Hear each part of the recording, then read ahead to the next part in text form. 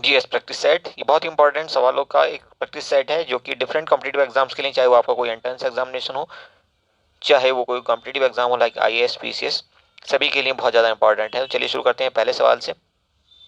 पहला सवाल कहता है विच country hosted the climate adaptation summit 2021, जलवायु अनुकूलन शिखर सम्मेलन 2021 की मेजबानी किस देश द्वारा की गई है? तो ये देश था आपका नीदरलैंड। तो ऑप्शन सी आपका यहाँ पे करेक्ट हो जाएगा। नीदरलैंड को हम हॉलैंड के नाम से भी जानते हैं। नेक्स्ट क्वेश्चन देखते हैं, क्वेश्चन नंबर 2। जलवायु परिवर्तन पर अंतर सरकारी पैनल का मुख्यालय कहाँ पर स्थित है?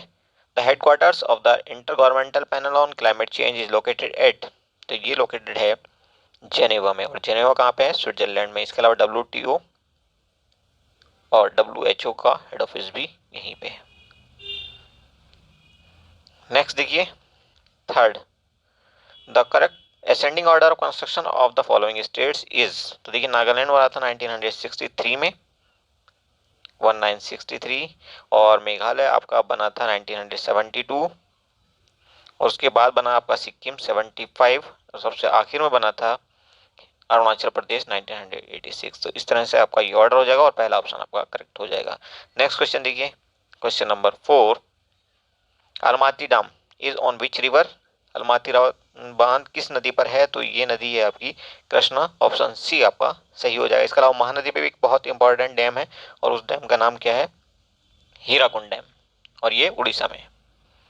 नेक्स्ट सवाल देखिए आप, क्वेश्चन नंबर 5, भारत के उत्तरी मैदानों में शीत ऋतु में वर्षा किसके कारण होती है? In the northern plain of India the rainfall is due to, तो ये होता है वेस्टर्न डिस्टर्बेंसेज। ऑप्शन ए आपका करेक्ट हो जाएगा। नेक्स्ट सवाल देखिए, question number 6, green gold is a variety of, तो ग्रीन गोल्ड वैरायटी है किसकी? चाय की।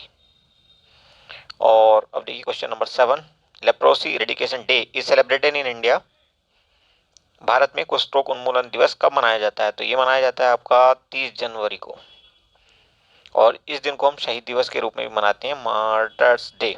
ये आपका महात्मा गांधी के कहने चाहिए मर्डर को भी दिखाता है। 30 जनवरी को उनका मर्डर हुआ था, उन्हीं की याद में ये सब मनाया जाता है। नेक्स्ट देखिए, question number 8, which are the following stones present in the gall bladder affect digestion, सवाल इंग्लिश में थोड़ा सा गलत टाइप हो गया है। पित्ताशय में उपस्थित गॉल ब्लैडर में जो स्टोन्स होते हैं उनकी वजह से कौन सा डाइजेशन इफेक्ट होता है? तो ये होता है फैट का डाइजेशन, और फैट का डाइजेशन के लिए ही बाइल रेस्पॉन्सिबल होता है। बेसिकली बाइल कलेक्ट होता है यहाँ पे गॉल ब्लैडर के अंदर, लेकिन इसका फॉर्मेशन होता है कहाँ पे? लीवर में। तो बहुत ही इंपॉर्टेंट दोनों पॉइंट हैं, इन पॉइंट्स को आप नोट करके रखिए, कहीं भी आपको ये कंफ्यूज कर सकते हैं और बार बार पूछे जाते हैं। Which of the following Pakistani citizen was awarded Bharat Ratna by the government of India, निम्न में से किस पाकिस्तानी नागरिक को भारत सरकार द्वारा भारत रत्न ने सम्मानित किया गया था? तो none other than Khan Abdul Ghaffar Khan. 1947 में आज़ादी के वक्त ये मजबूरन इंडिया से चले जरूर गए थे, लेकिन ये खिलाफ थे इस बात के कि इंडिया को डिवाइड किया जाए, और बार बार इन्होंने सरकार से भी, उस वक्त जो अंग्रेज सरकार थी उससे भी, और गांधी और नेहरू से भी लगातार ये रिक्वेस्ट की और कहा कि आप हमें इन भेड़ियों, भूखे भेड़ियों के सामने मत फेंको। चूंकि पाकिस्तान के फॉर्मेशन सबसे ज़्यादा खफा होने वाले इंसानों में से खान अब्दुल गफ्फार खां थे, और इंडिया के लिए इनके इस प्यार को देखते हुए भारत सरकार ने इनको भारत रत्न दिया था। 1954 से इसकी शुरुआत हुई थी भारत रत्न अवार्ड की, और सबसे पहले किसको दिया गया था ये कमेंट बॉक्स में कमेंट करके आप बताएंगे, बहुत बार ये भी पूछ लिया जाता है। ठीक है, इसके अलावा लाल कुर्ती दल और खुदाई खिदमत पार्टी, खिदमतगार पार्टी, दोनों एक ही पार्टी के दो नाम है। तो इसका जो इसी फाउंडेशन भी, इसके फाउंडर भी यही थे, इन्होंने इसकी नींव रखी थी। इसके अलावा खान अब्दुल गफ्फार खान को कई और नामों से जाना जाता है, किंग खान, सीमांत गांधी वगैरह वगैरह। और मरते दम तक भी कभी इन्होंने पाकिस्तान को एक्सेप्ट नहीं किया, इसलिए पाकिस्तानी सरकार ने इनको लगातार जेल में बंद रखा, और 1988 में इनकी जेल में ही डेथ हो गई थी।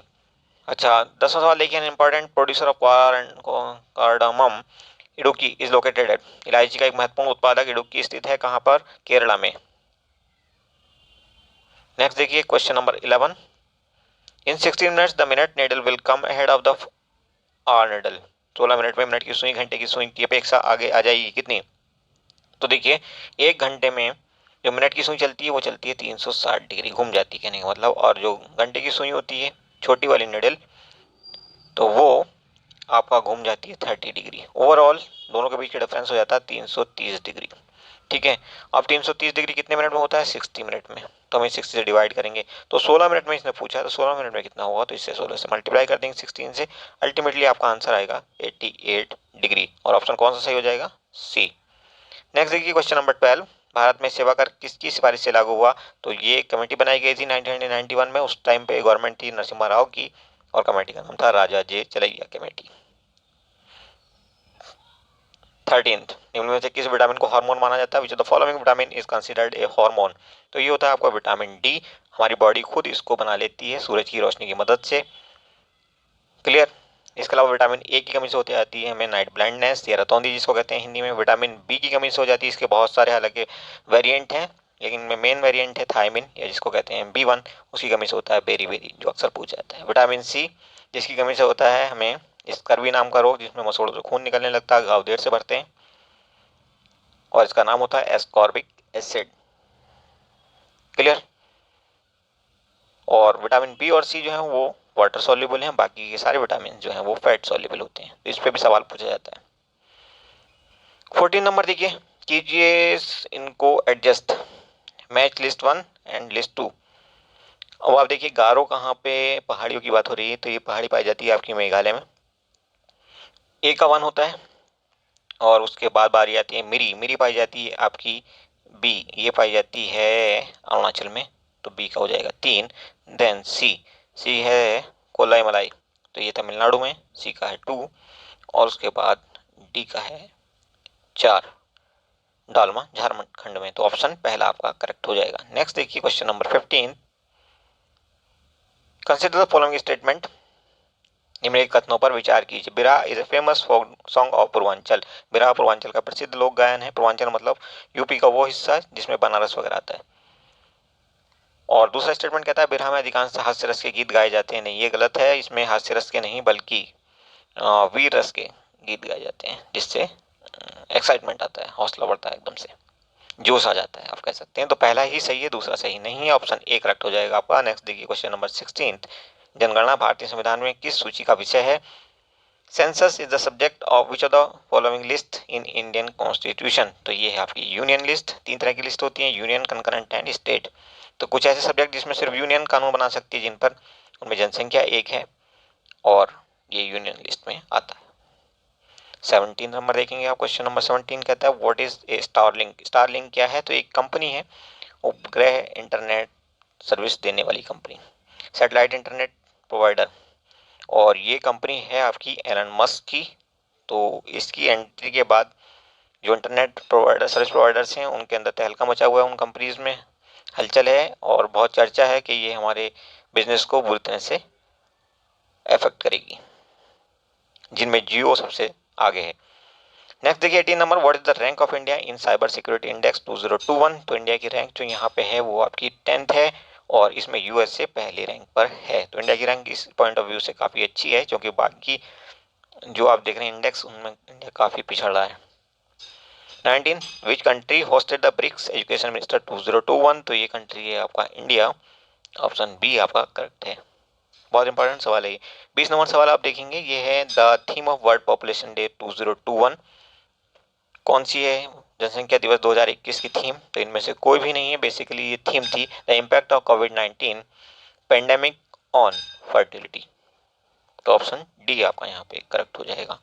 नेक्स्ट इज क्वेश्चन नंबर 21, और ये लास्ट क्वेश्चन है। वैसे 20 क्वेश्चन हम रखना चाह रहे थे, बट ये टाइप हो गया, तो आपको हम बता देते हैं। Which country has won the Euro Cup 2020 title recently? हाल ही में यूरो कप 2020 जुलाई 2021 में हुआ है। तो इस खिताब को किसने जीता? ये जीता है इटली ने, और इटली ने हराया इसमें इंग्लैंड को।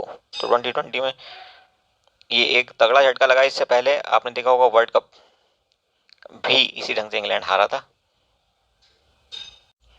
तो ये वीडियो यहीं पे ख़त्म करते हैं हम। होपफुली आपके लिए ये बहुत हेल्पफुल होगा।